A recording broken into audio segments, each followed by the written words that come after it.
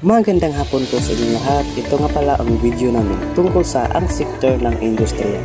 Ang napili nga pala namin ay ang pagmimina. Manood at makinig ng mabuti para may matutunan ka sa video na ito tungkol sa pagmimina. Tara, alamin natin. Ang sektor ng industriya ay nahahati sa sumusunod na sekundaryang sektor.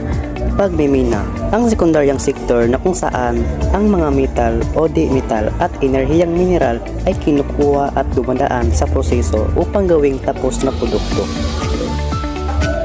Kung nakikita mo sa video na kami ay kumukuha ng bato at buhangin sa dalampasigan, ito po ay ginagamit sa pagpapatayo ng gusali, pader at kalsada at iba pa.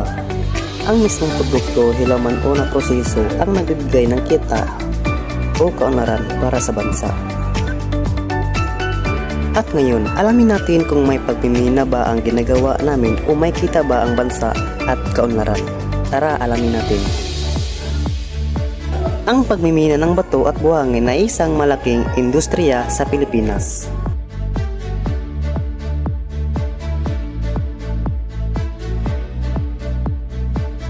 Ang mga ito ay mga pangunahing sangkap sa pagtatayo ng gusali, kalsada at pader at iba pa, kaya't mataas ang demand para sa mga ito.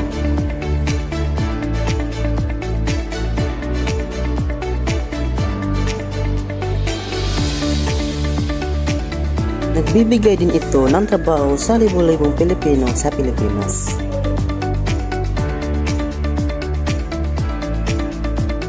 Ang pagmimina ng bato at buhangin ay nagdudulot ng malaking kita sa bansa sa pamamagitan ng mga buwis at royalties.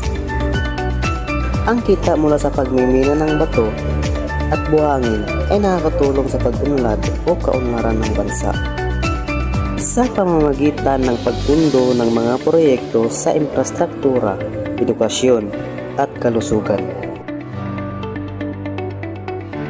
At dito nagtatapos ang video namin tungkol sa pagmimina o ang sektor na industriya. Sana may matutunan ka sa video na ito. Maraming salamat sa panonood.